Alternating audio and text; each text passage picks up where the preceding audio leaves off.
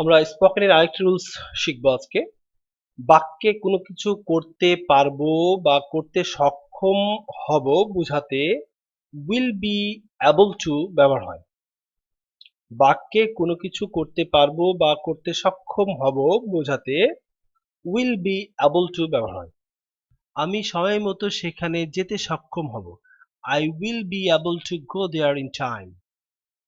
আমি আগামী সকালে আমি আগামী সকালে ঢাকায় পৌঁছাতে পারবো।